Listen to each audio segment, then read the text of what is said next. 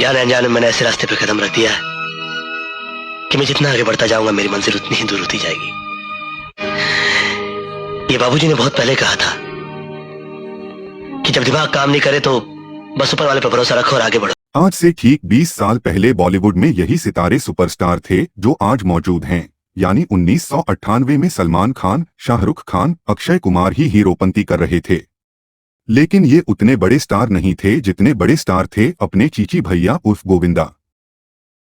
ये बात कई बार समझ नहीं आती कि लगभग एक ही उम्र के रहे सलमान खान, शाहरुख खान, आमिर खान और गोविंदा के बीच गोविंदा से ऐसी क्या गलती हो गई कि आज उनको कोई पूछने वाला नहीं है। ऐसा नहीं है कि गोविंदा किसी परेशानी में थे। साल 1998 में वो भी अपने करियर की पीक पर थे और उस साल उनकी 6 फिल्में आंटी नंबर 1, दूल्हे राजा, बड़े मियाँ छोटे मियाँ, परदेसी बाबू, महाराजा और अचानक रिलीज हुई थीं। मतलब साफ है कि उस दौर के एक्टर्स में गोविंदा सबसे ज्यादा डिमांड में थे। लेकिन इसके बाद कहीं कुछ ऐसी गड़बड़ गोविंदा से हो गई कि उस दौर के दूसरे सितारे सलमान खान, शाहरुख खान और अक्षय कुमार को लोगों ने सिर आंखों पर बिठा लिया और गोविंदा को लोग भूल गए। सलमान, शाहरुख और अक्षय आज 300 से 400 करोड़ की कमाई करने वाली फिल्में कर रहे हैं और उनको काम की बिल्कुल कमी नहीं है। आज भी अक्षय कुमार की हर साल 4 से 5 फिल्में आ जाती हैं। पर इस दौरान ऐसा क्या हुआ कि गोविंदा को काम मिलना बंद हो गया?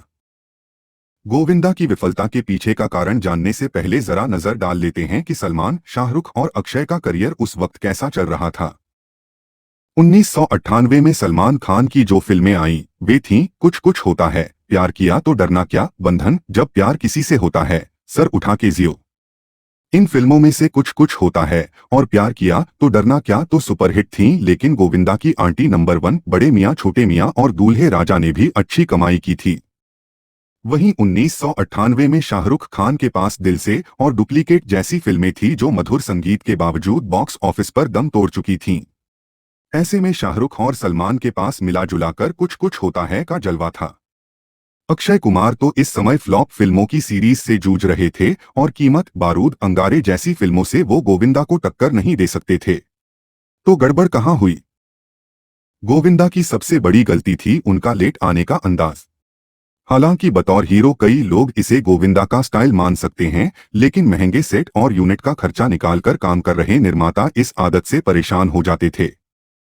कई मैगजीन्स के अनुसार चीची सेट पर घंटों की देरी से आते थे और इसके चलते बड़े बैनर उनके साथ काम करने से कतराते थे। फिल्मी दुनिया के जानकार बताते हैं कि गोविंदा ने अपने करियर को कभी सीरियसली नहीं लिया। जिस दौर की गोविंदा की फिल्मों को देखकर आप हंसते हंसते लोटपोट हो जाते हैं। उन फिल्मों के डायरेक्टर गोविंदा के नखरों से चिढ़े रहते थे। सेट पर वक्त से नहीं पहुंचने के अलावा गोविंदा का मूड भी तेजी से बदल जाता था और इस दौरान उनके कई लोगों से झगड़े हुए। साल 2008 में एक फैन को मारा थप्पड़ तो उन्हें इतना भारी पड़ा कि उन्हें सार्वजनिक तौर पर माफी मांगनी पड़ी। इस दौरान गोविंदा ने खुद लोगों से दूरी भी बना ली। नंबर 1 सीरीज बनाने वाले डेविड धवन से गोविंदा का मनमुटाव गोविंदा को भारी पड़ा। बीवी नंबर 1 में गोविंदा की जगह सलमान को एंट्री मिल गई और नंबर 1 का टैग भी गोविंदा से छिन गया। इसके बाद गोविंदा ने लगातार खराब फिल्मों का चुनाव किया और उन्हें सलाह देने वाला भी कोई नहीं था। इसी दौरान उन्होंने राजनीतिक करियर को बनाने की सोची और 2 नावों में सवार गोविंदा का करियर डामाडोल हो गया। संसद में नहीं आने के लिए उनकी आलोचना हुई और शूटिंग के चलते लोगों से नहीं मिल पाने के कारण उन पर फिल्मी नेता होने के कटाक्ष भी कसे गए।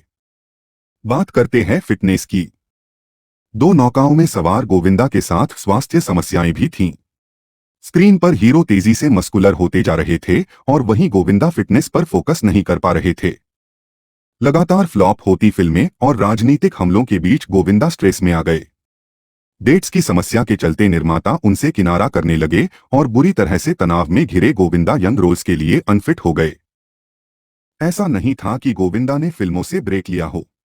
साल 2004 छोड़कर उन्होंने हर साल फिल्में की, लेकिन जैसे दर्शक उनकी फिल्मों को देखने जा ही नहीं रहे थे। साल 2007 में पार्टनर गोविंदा के लिए बड़ी राहत की तरह आई, लेकिन इसके बाद उन्होंने फ्लॉप फिल्मों की झड़ी लगा दी और 2008 के थप्पड़ विवाद के बाद सलमान ने भी उनसे किनारा कर लिया। गोविंदा पीछे छूट गए।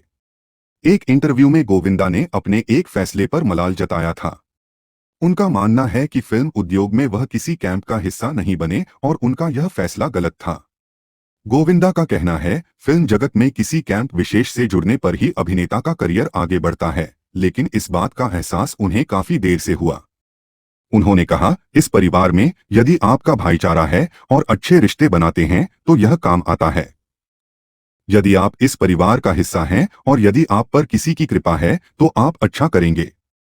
अभिनेता ने बताया कि करियर के कमजोर दिनों में लोगों ने उनकी यात्रा कठिन बना दी थी, लेकिन उस वक्त उन्होंने मेगा स्टार अमिताभ बच्चन का अनुसरण किया, जिन्होंने आर्थिक तंगी से लड़ाई लड़ी। दोस्तों, गोविंदा जी के इस संघर्ष के बारे में आप क्या सोचते हैं? आपकी राय हमें कमेंट करके जरूर बताना और इसी तरह की वीडियोस पाने के लिए हमारे चैनल को सब्सक्राइब करना ना भूले।